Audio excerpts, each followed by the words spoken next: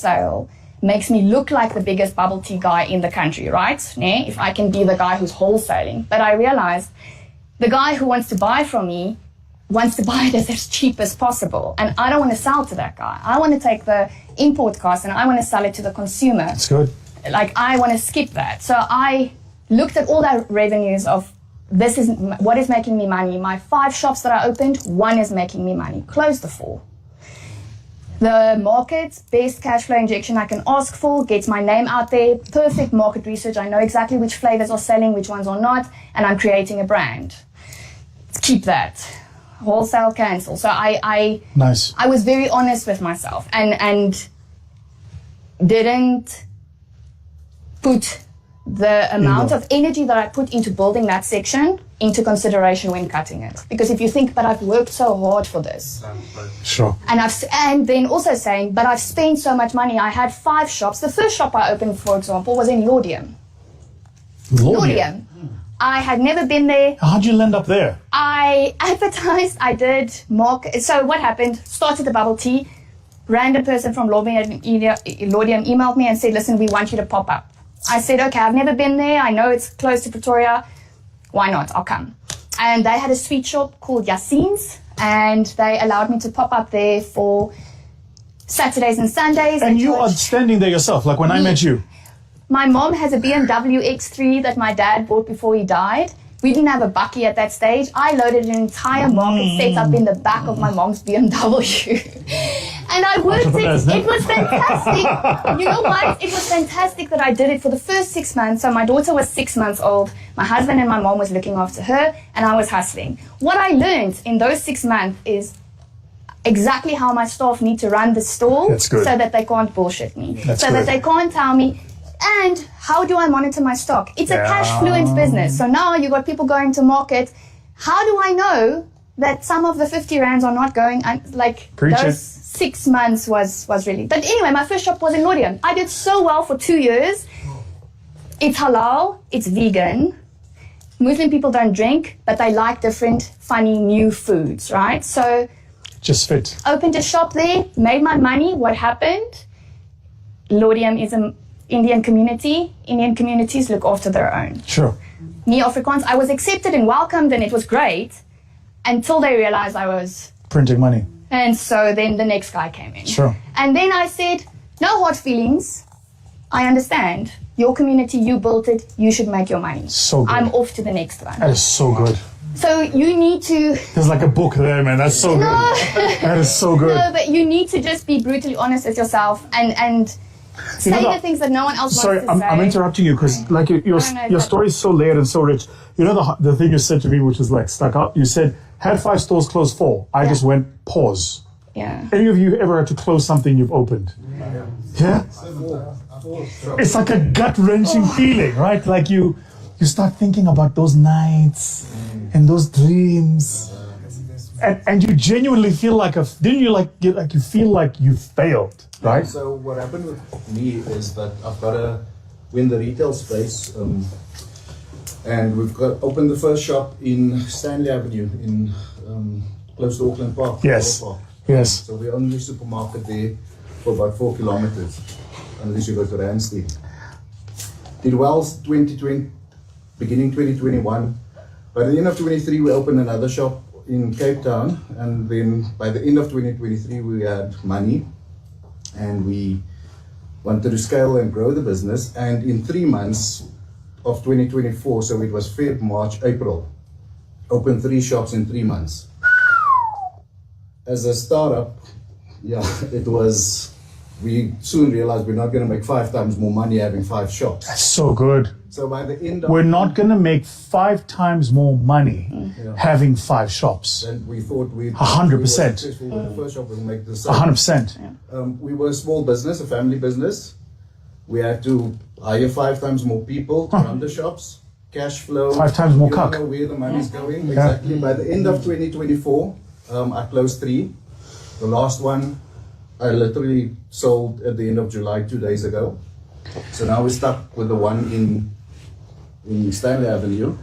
But the reason why I'm here in Joburg is that people started hearing about our story, and a very rich guy from Pretoria approached our business. Also, a brother and sister approached me and my sister, and we got a spa yesterday in Pretoria. Incredible. In a spa. Whoa. Yeah. But before you tell me about the spa, when you say you close them, what happens to the lease obligations? Luckily, we had to settle. It was closed, so we took it in Feb 2024. So by the end of 2024, it was almost time for the lease to go up. So it was a year lease. We only take a year lease Nice. to see what. Yeah, so we had to. Where's the spa that you've got now? The hill. And Tops. It's a Tops as well. And you're going to be there yourself behind the till? I did that for the first shop for 2 years to learn everything. Now I've got a team that. So I work on the business, not in the business. Man, I spent 7 years of my life in retail and wholesale. You couldn't pay me to get into that business. The Chief Strategy Officer. So Got you. I work on the strategy and where the next shop's going to be, but I can't tell you why we don't have milk. Sure. You don't do operations. I mean, it's a thing about retail businesses, right? Closing a shop 4. It's tough. What happened to your lease obligations when you closed the 4? Oh, I'm still paying off one of them. Yeah, Pator Group and I know each other well. I gave notice when I could. Any of you here had to close and had lease obligations that were still due? I feel so uncomfortable. My best mate's dad runs. Go talk to him. Tell him. No, some of them I served out my time and it was fine, but yeah, one of them really, yeah. We realized very quickly that retail space is unaffordable. You need to have literally, that my gazebo is 2 by 2 meters. That is the size of my entire setup. That's what I need. And you don't need any more? No. And so you need to sell a lot of bubble teas to make up for rent. The shop that's still open is built on my property, on my guest house. And there's paddle courts on the property. So I'm being fed my bubble tea customers by the paddle courts, and I have no rent because I own the property. You know, my warehouse, I own the property. So very quickly. You know, one of the things that's sticking out about what you're saying, and I God give me the words to say this with grace, is that there's been a fairly public case in South Africa recently of an entrepreneur who, as the story is told, and I don't have access to the details, but the story is told, overextended himself in the business that they were running and opened up more outlets than perhaps the business could afford, right? And I think the lesson there for all of us, which is what you're talking about, is sometimes you've got to choose if the business is for your pocket or for your ego, because often those two things are not the same, right? Like there's things that you're like, oh, ego, I'm at 15 stores. But the truth of it is you're in hell. Yeah. Because you've got these massive lease obligations and you've got the staff obligations and you've got the cash flows that's needed. And, for me, I see, and that's why I'm saying, God, give me the words to say this with grace and not judgment. But I see a number of these businesses that are quite fairly new in South Africa that are like popping up. You see a person and then they're at 1 store, then they're at 5, then they're at 15. And in my head, the first thing I go is, just like, if for 17, just what do your lease obligations look like? Just from a balance sheet perspective, because you've got to account for those lease obligations. And the second thought I have to myself is, what about your cash flows? Right? Because it's a couple of million to set up a store. And we just had a conversation about unit economics, right? So I set up a store that sells shoelaces, and I'm making 2 rand per pair of shoelaces, but my rent is 200,000. I've got to sell a lot of shoelaces just to pay rent. But in the public, that's not the message, right? In the public as well, Vusi's at 15 stores. He's coining it, right? And then I go and open a mega factory somewhere, and then people go, Vusi's opened a factory. Because you work with the stuff. The minute I see factory, what am I thinking? Inventory. It's cash. If it's a stock sitting on the shelf, it means it's money not in my bank. So I immediately go, hold on, wait a minute. How much inventory are you holding in cash? So, I think what you've said, what's important about what you said and the reason it ministers to me is how important it is to just keep that ego down. Just constantly keep that ego in check. And some of the businesses where people have the best lives and they live the most freely are very simple businesses that are just simple and easy to run. They understand the economics and they execute on that business, and they're not trying to get on the front page of an article, right? Yeah. Well, those are lessons I learned, because I went from I'm a pop-up market stall to I want to be the Starbucks of bubble tea, right? And very quickly took action, but made a lot of mistakes by opening all these shops and then having to close them again. Looking back at it, what I should have done is I had so many inquiries. I used to get about 20 phone calls a day about franchising, right? We've never heard of bubble tea, but we want to do it. Nice. But I didn't know what I was doing. And For you so to be able to tell somebody how to do it. Now I'm taking a guy's money. You're giving me $1 million, and I get I'm it. promising you that it's you're gonna work. going to make it. I would not be able to live with myself. 100%. So I then said, you know what? I can't give you a franchise, but let me help you. What are you trying to do? No, I have a tuck shop at a school. I want to sell bubble tea. All right, cool. I can supply you. I can train you. So that's one of the things that I do as well. We do training in our kiosk on the property that I own, where I don't have to pay rent, and I can teach you. Because no one else does it in the country, because everybody else is holding on To what they know. to knowledge. So when I first started saying you can make this at home, all the other competitors were freaking out, and they were like, why are you trying to teach people to make this at home? You are stealing our clients. You're supposed to... Yeah, because they're trying to cover rent. Yeah, you're supposed to... They're supposed to come to us. Why? Sure. And I said, but I understand... One, I'm not big enough to take away all their business at this stage. I'm planning for then. I'm not planning for now. They're still hooked to you now. You'll make your money. But then, who's going to be there? You know, the first time you have a cappuccino, let's say when it was invented, you could only get it at a coffee shop. 100%. Now you can get it in By an the sachet. instant packet. 100%. I want to be the instant packet at the end, Got because it. it's more affordable, Got and it. it goes into your grocery basket So good. every week. So I want to good. be, as mom goes to the sweetie shop aisle, take the lollipops, take the chippies, take the peanuts for the kids, and take the bubble tea. I want to be that one. That Oros bottle every mom has in her cupboard, because kids don't, Listen, I'm on Oros. me too. So Don't front. Oros and sparkling water? Shit. Fanta Orange has nothing on Oros with sparkling water. Say again? It's fake. Carry on. yeah, so I want to be that thing that you take and put in your. I want to be your groceries. I want to. You know what is interesting, and this wasn't planned. Are you noticing the similarities between your business and her business?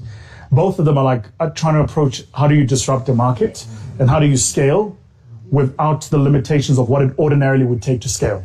So ordinarily, what would it take to scale? Open more stores, serve more customers. And you've gone, well, I don't want the store route, so I've got to figure out a way to get more people to consume without taking up more square meterage. And so that's on this end, on the retail end, and then you go, but I also don't want to wholesale. So you've kind of figured out this model in between. Well done. Any last questions for her? Round of applause. Well done. Great.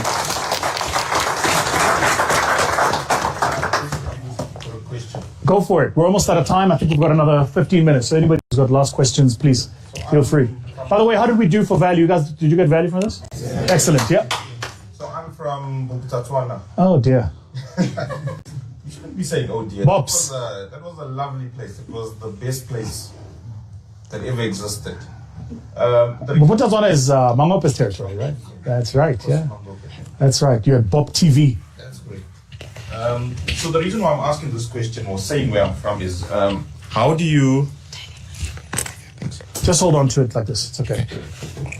So how do you know that when an environment gets too, how can I say, not conducive for business anymore? Sure. Because when you look at Bophuthatswana, it was one of the best places around. We had the best recording studio. We had Sun City. There was quite a few casinos that were built there. Yeah. Sol Kasner saw the value in there. So how do you know when it's time to move from where you are into a different environment or area? It depends. What do you do?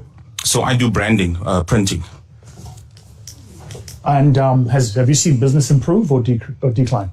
Well, currently it's been declining slightly. So the area that I'm from is Coronationville, Westbury. Yes. So there's a lot of gangsterism. There's a lot of drugs involved in the area. But our client service, we service clients across South Africa. We've got a few franchises that we are busy with, that we do branding for. We've got a few big brands or companies that we do branding for. So we've seen a decline in clients coming to our store, and that's affected our bottom line because of the safety of clients and staff. Some of the staff have left because of safety concerns. And so let me answer your question by asking you one. Do entrepreneurs shape their environments, or do environments shape entrepreneurs? Well, we try to shape the environment that we're in. That's the reason why we opened up where we are currently. We wanted to show the community there's different in doing things differently. Sure. So basically, I was in a corporate environment, and I got retrenched, and that's when I opened up the business. My man. So basically, we do branding. We brand the vehicles outside. Clients walk past, or people walk past. They see some are interested. Branded by you? Yes, it is. H2O. H2O. Cool. That's correct. So we try to shape the environment. What we try to do is we try to create a training facility where we can train young entrepreneurs or young people that are starting up. But time. Have a seat. I should have had a seat for you, Vicky, but I want you to show everybody how tall you are. So, how do I ask this? How old are you? 39. Married? Yes, married. Children? 2 kids. That you know about? Yes, that I know about. So, why does your business exist? Well, what I've done is I started the business to create a change in people. So because printing was never accessible in the areas that we grew up in the townships. So we've introduced that to show people that you can do something different. It's not the normal go and work at ShopRite, go and work in a call center. So you can become a graphic designer. Why? It's just the values that my parents gave. Why? Instilled in me. I don't know. So I think it's just the upbringing that what is to try and help people, Did you try and do what? Try and help people. Why? I think it's the Christian thing to do. Why? Because I believe in God. Yeah. Business is there to make money. Yes, we are making money, but in the process of making money, No. Show me, did you do accounting? No. Okay, remember our income statement? Yes. Just show me there. Where is help people? I can't. NPO. Where is it? That's not there. Yeah, so this is, I get criticized a lot for saying this, but it's the truth that I believe. Yeah. The best way to help people is to make money. Yeah. Make money. Yeah. Just focus. You know, it's like, because here's what happens with entrepreneurs, right? And that's why what you were saying, I was double clicking on it. So here's what happens with us. And it's particularly true for people like you and I, who come from where we come from, is there's this thing called survivor's guilt. Yes. So we've survived it. Yeah. And if you think survivor's guilt is bad, right? Try success guilt. Some of you know what I'm talking about, right? So because you've survived, there is a level of guilt you feel for those who didn't. If you succeed, that guilt is infinitely worse.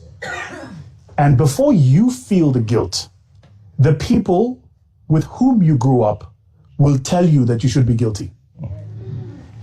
And in South Africa, we've made this such a thing that it's even in our language. So you'll hear them say things like, before we get to the give back, and I'll come there now. This is my favorite one. What's your job creation strategy? Yeah. I have one. It's called fuck all. It's not my job to create jobs.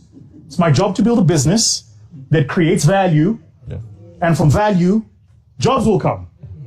Government, I don't know how we. So maybe let me say it this way. Like, I would love to meet the councillor of the town you're in and ask him, what is he doing to make sure that you don't have to do what you are doing? Yeah. Because it actually isn't your job. Yeah. And so what happens to a lot of us entrepreneurs, because you've now got this guilt, right? Now you go, I need to create jobs. And it's built, guys, I'm trying to disabuse you of this, like take the pill, this is the matrix. Mm-hmm. Take the blue pill, red pill, take the pill. Okay, it's even built into the way we talk to each other. I'll prove it to you, check this out. So we're all here. Before we leave, so hi, what do you do? Hi, my name is Fricky, okay. What's the first question I'm gonna ask him? What do you do? What do you do? What's the second question? How many people do you employ? Yeah. Why? Because the higher the number, the more successful he must be. Who told you that nonsense? Where does that BS come from? So I'll come to you in a moment, man. So, and then what happens is, and I don't want to go down this path because then we can talk about the funding agencies and the stuff they measure, etc. Yeah. So, beginning of the year, I spent much of January in Saudi Arabia for several reasons. One of them is I'm at LEAP conference and we've got Saudi investors, right? So, I'm at LEAP. It's a true story. I'm sitting on the third row because I'm important. And on the first row is like the royal family and MBS is sitting there, etc. And the second row are like the CEOs of all of these companies that are Saudi owned, Aramco, etc., etc. And in the third row is the important people. And I'm there, me, myself. So I'm sitting there and they have this guy go up on stage. They're announcing a deal, right? And the deal they're announcing is that the government of Saudi Arabia is investing in Grok AI. This was January this year. It's before it launched. And they pumped billion. I can't even remember. I think the valuation was like 18 billion. Yeah. But it was long before people were going, at Grok, is Vusi telling the truth?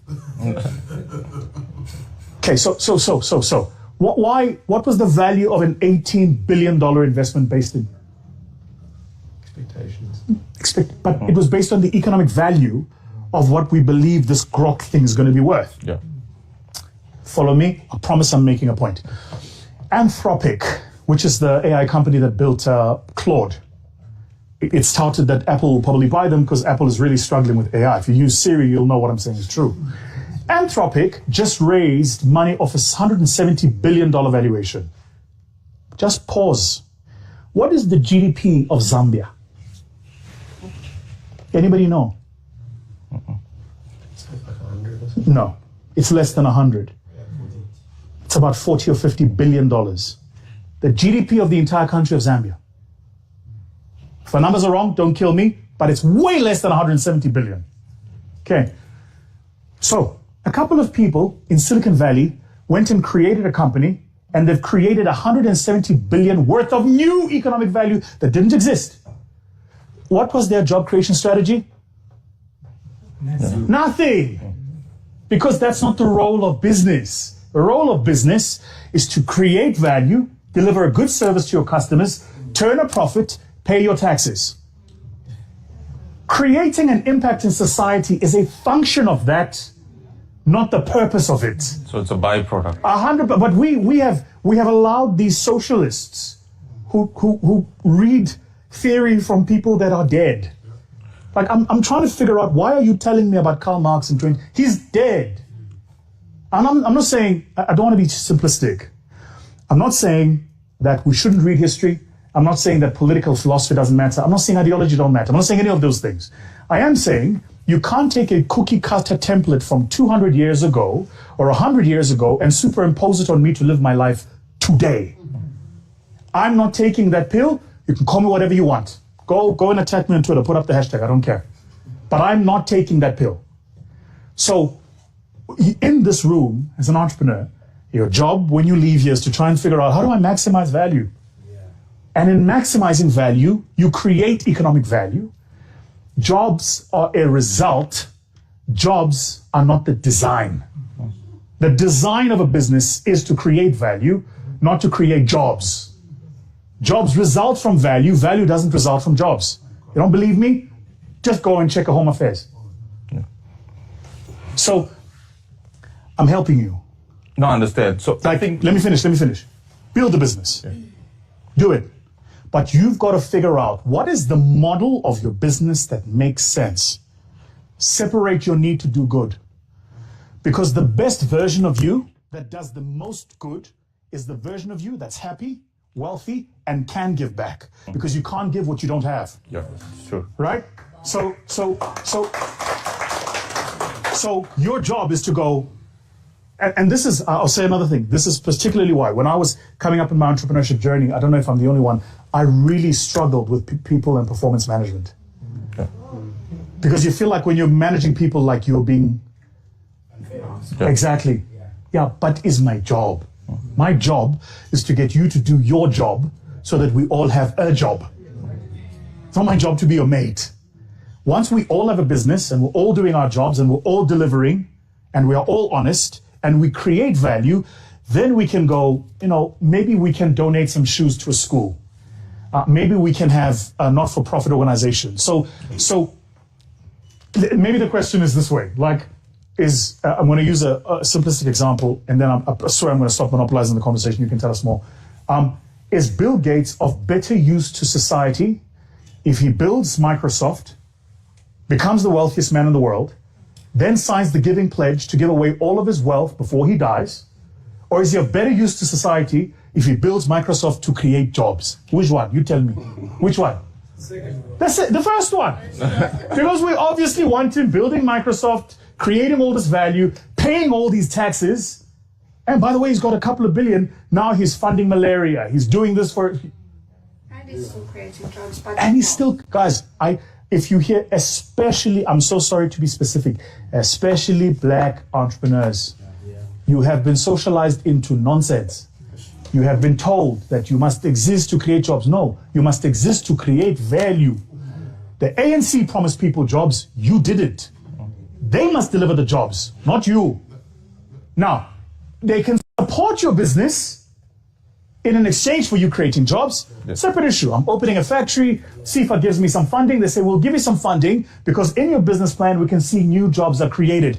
But you went and wrote the business plan. You went and built the model. So what you did, and I can't stress this enough. Freaky and I come together today, Saturday. We meet. Freaky says, Vusi, I've got an idea. I said, what is it? He says, I want to sell a razor for pens, because when you write with a pen, it's a permanent marker. I figured out this technology to erase pens. I go, Freaky, this is amazing. We're going to start a business, called it Frick.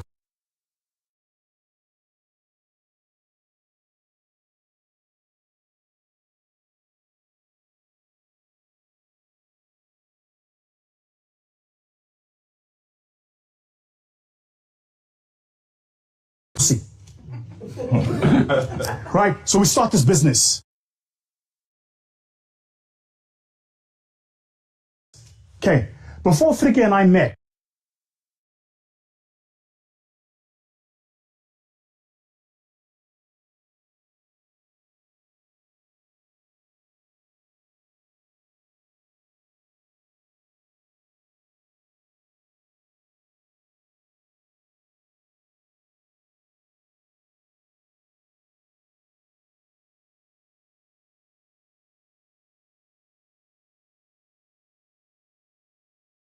on a board, and I'll say, vote for Vusi. Then it's my job. But until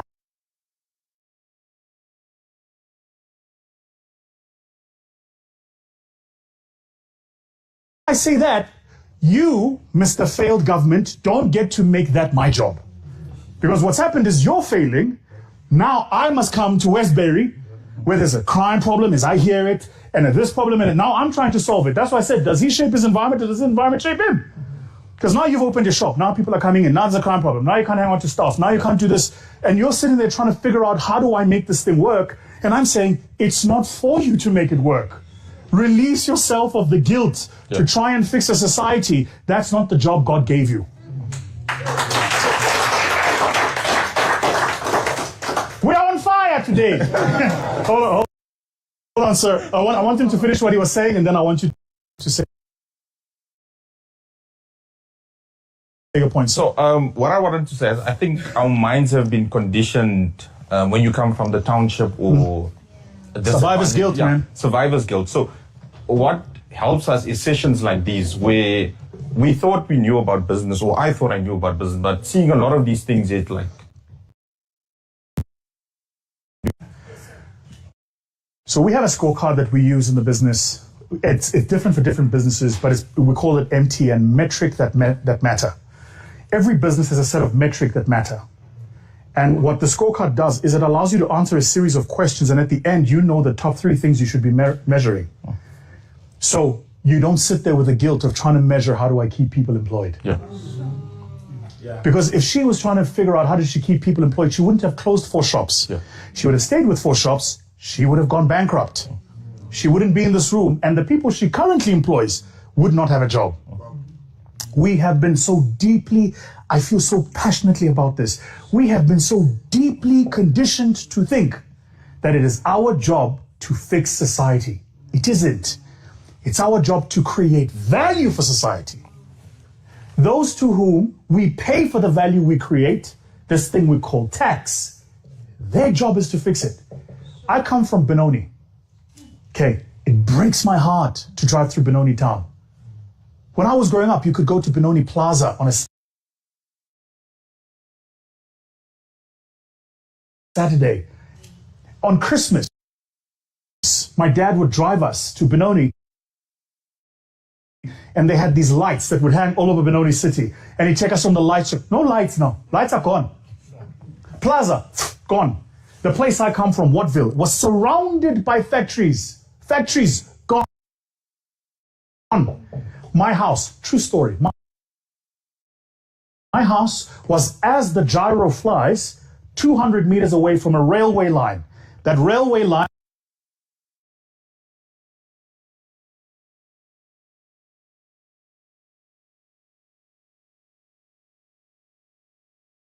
ran twice a day, moving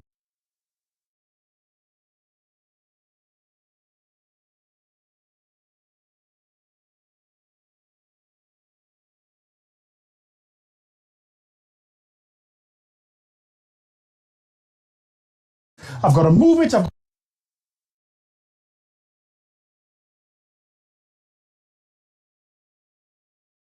put it on a truck. This was a whole engineering outfit. They just moved it. God.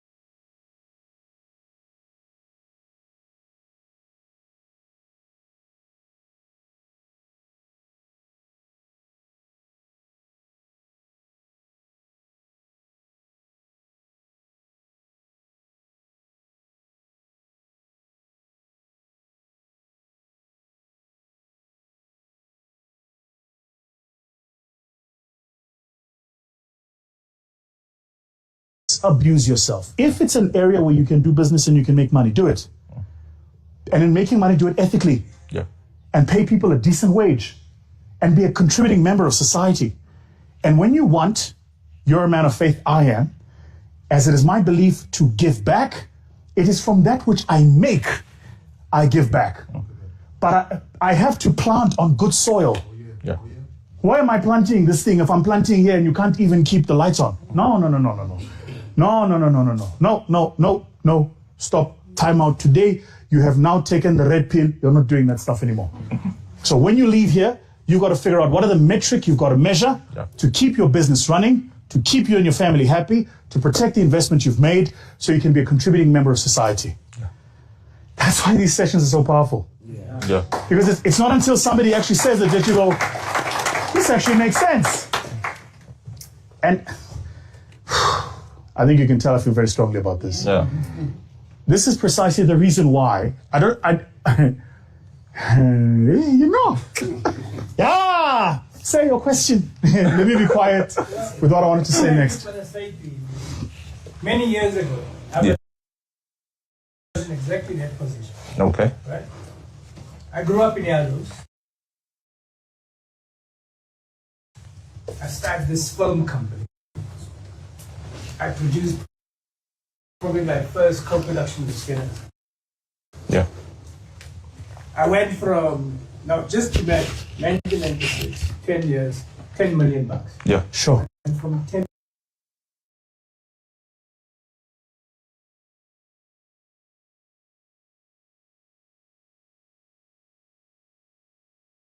Say it. What I then did after that, I was sitting there one day, and then this proposal basically arrived on my desk. Hey, you want to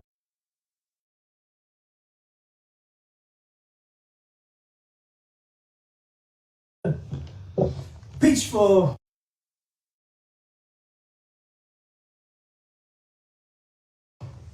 to produce Sesame Street in South Africa? What the fuck? I don't have money. Yeah.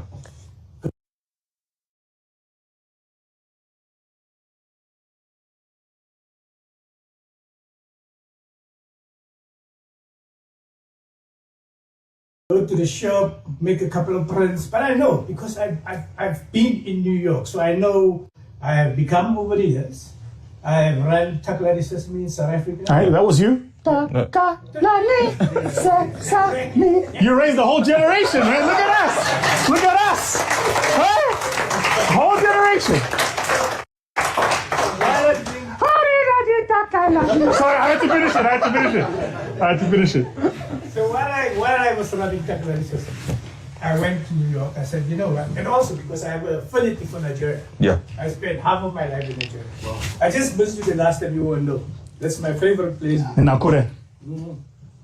So the thing is, what I'm saying to you, man, think about yourself. 100%. That's what you need to do. Because you will never please those people. Doesn't matter what you do, you will not please them. When I started our venture investment firm, Richard Maponya was our chairman, and he mentored me for 5 years. Unbelievable man. And I'll never forget, one of the best pieces of advice Richard Maponya ever gave me, he said, the most selfless thing you can do is to be selfish. The version of yourself that can best help society is the strongest version of you. So before you can give others, give you. And I really hope this is ministering to somebody. Yeah. Like, It does. this is what you came here for. Do good, but make sure that, I always say to people, good business is good business. A good business that does good in society and makes good money is a good business, right? Yeah, I think what comes to mind is when you're in the aeroplane, before takeoff, they tell you, before you help someone else, put Help the yourself. oxygen, yeah. So yeah, that stands out for. So the question you were asking him is, should you Thank maybe you. move or, Yeah. like take out, go? I think the scariest part is that you went from corporate, you did this thing, Yeah. and now you need to make a call. And I think taking longer to make a call is going to hurt you more than making it faster and quicker. And so if you don't think that area is what's going to make you money, Yeah. then pick up and go and do it now, Sure. as soon as you can, Sure. so that Sure. you can move to where you can make money faster so that you can get ahead. Sure. Like, Okay. don't be stuck in this, am I not, I think indecisiveness in crisis situations is one of the things that hurt small entrepreneurs. Yeah. You need to write a book. Because that's, by the way, the indecisiveness thing, my team will tell you, that's a big demon of mine. I have a question for you. Sorry, before you ask the question, because the other fallacy is the longer I take to make a decision, the better the decision. Yeah. That's not And it's not always true. Yeah. You know, there's always that person you dated for 3 years, but the relationship ended 3 months in. You just waited another 2.5 years to be sure about your decision. Yeah. Sorry, sir. Carry on. I just want to know about the people that you hired. Was it people from the community? Yeah, a lot of people were from the community. skilled workers. Some of them weren't skilled, so we basically trained them, skilled them up.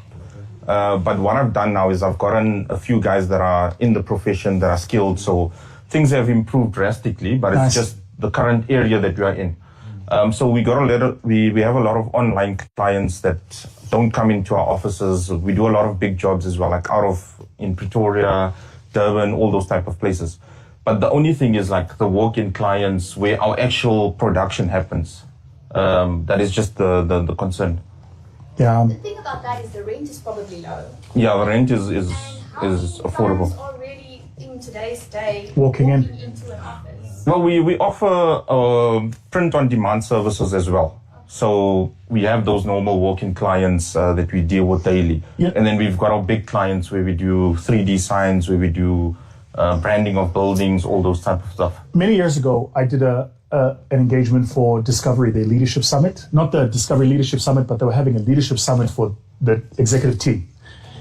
So I'm bragging here a little bit. And so I'm backstage, and it was me and Adrian Gore, and then there was a couple of other speakers who'd come into this conference. And so Adrian is having a conversation with some of the event people about his content. And I'm a perfect eavesdropper, hey? Like I'll just sit at the back and listen. And he had a slide where he was talking about the pillars of building Discovery. And one of those pillars was lead by the business case. And so he's explaining it. And so here's what he says. He says, when you're making a decision and you're leading a business, you have to look at the business case. Any other consideration not on the business case corrupts the business, even if the consideration is a good one. So set aside the particular issue we're talking about here. Yeah. Let's say we're running a business, Fricky and I. And the business case says that we need to, open 3 stores here in Sandton. But out of the goodness of our heart, Fricky and I decide we're going to open 2 stores in Sandton, and we're going to open 1 store in another location. Even though we made a decision from a good place, we've just corrupted the business case. So what you need to do is not leave where you are. I don't want you to misunderstand us. You need to know what is the business case for what you're building and build that business. If the business case is stay where you are, stay. Yeah. If the business case is leave, leave. But the decision must be based on the business case, not on you trying to be altruistic and change the world. Because now what you're doing is you're corrupting the business case. Yeah. Does that make sense? The road to hell is paved with good intentions. So if I can say, what I've seen, like the business case currently is where we are, we're doing exceptionally well. Like I think next week we'll be doing a job in Woodmead. Last month we were busy in Pretoria for about 2 months. 2 months ago we were busy in Pretoria branding a complete building. So it's not like we completely dependent on clients to walk into where we are. There's also another group, I think it's The Soil. Yes. I'm not sure if you heard of them. We recently performer group. Yes, we recently done branding for them. They've launched wine as well. Excellent. So it's not the area that's quite the issue. It's just about how do we service our clients for them to be safe, or I think it's finding ways to rather deliver the stuff to them or Start and end the question. You're complicating it. Start and end the question. And what is the unique reason for which we exist and the problem we're solving? Yeah. And what is the business case that answers that unique reason? Okay. Anything that is not the business case is not for consideration. Yeah. It's the decision to close those stores, right? Very difficult. Yeah. Like, how many of us here have retrenched people? Tell me how gut-wrenching that experience is. It's the worst.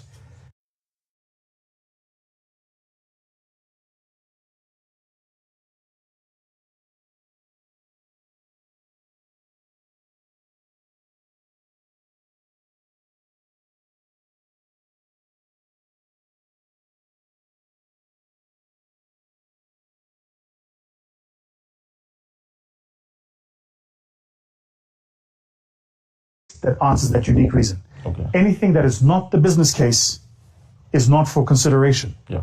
It's the decision to close those stores, right? Very difficult. Yeah. Like, how many of us here have retrenched people? Tell me how gut-wrenching that experience is. It's the worst.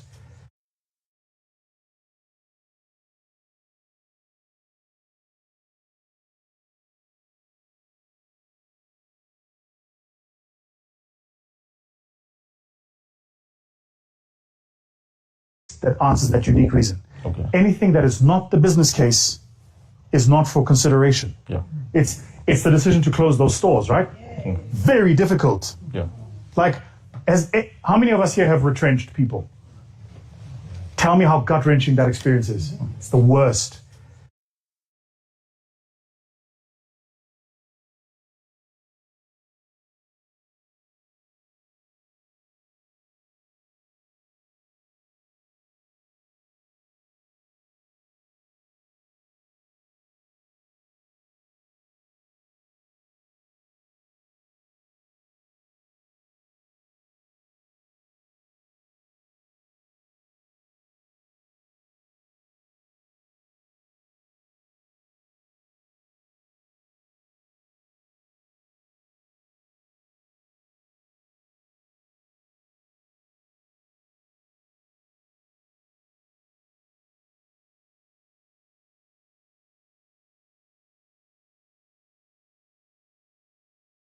That answers that unique reason. Okay. Anything that is not the business case is not for consideration. Yeah. It's the decision to close those stores, right? Very difficult. Yeah. Like, how many of us here have retrenched people? Tell me how gut-wrenching that experience is. It's the worst.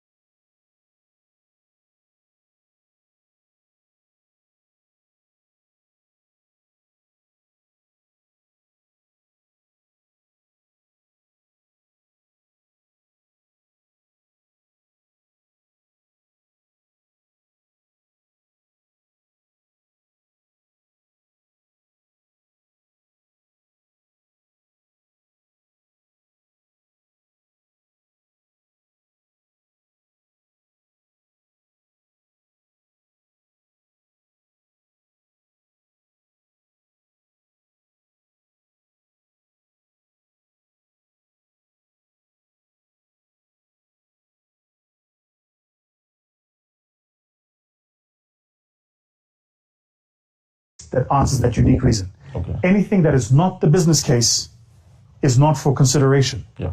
It's the decision to close those stores, right?